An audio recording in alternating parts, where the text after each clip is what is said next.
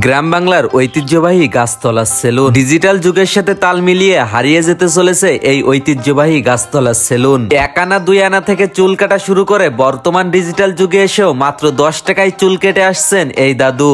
এক সময় আমার দোকানে সিরিয়াল থাকতো 60, 70, 80 জন মধ্যে সিরিয়াল থাকতো।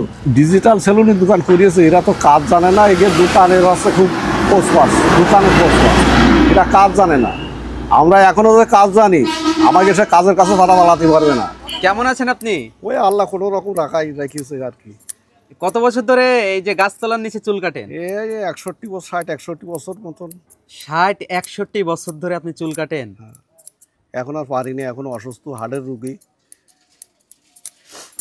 আপনার এখানে কি মানুষ চুল কাটতে আসে? ওই খুব কম আসে, মুরব্বীরা বেশি আসে। প্রথম যখন আমি কাজ করেছি তখন আমার সিরিয়াল থাকতো সবসময়, না হলেও 50-60 জন সিরিয়াল থাকতো, সব ভালো ভালো লোকজন। তারা সব এখন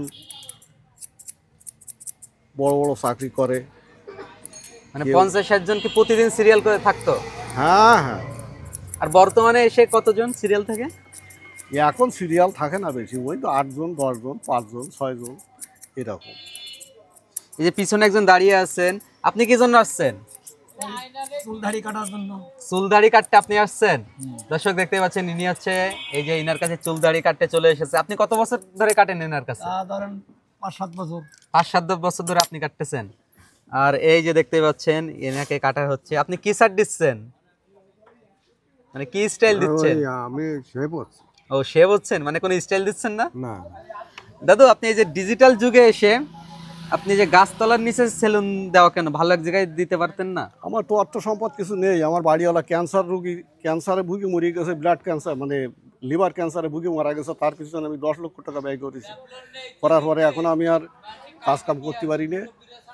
ওই টুকটাক কাজ করি আর মানুষের কাছ থেকে কিছু পয়সা করে চাই চিন্তা নিয়ে আমার সংসারটা নির্ভর করি। যখন আমার বয়স ছিল ভালো, ইয়ং বয়স ছিল, তখন লোকজন আমার অপেক্ষায় বসে থাকতো। এখন আমার লোকজন আমার অপেক্ষায় আর বসে থাকে না।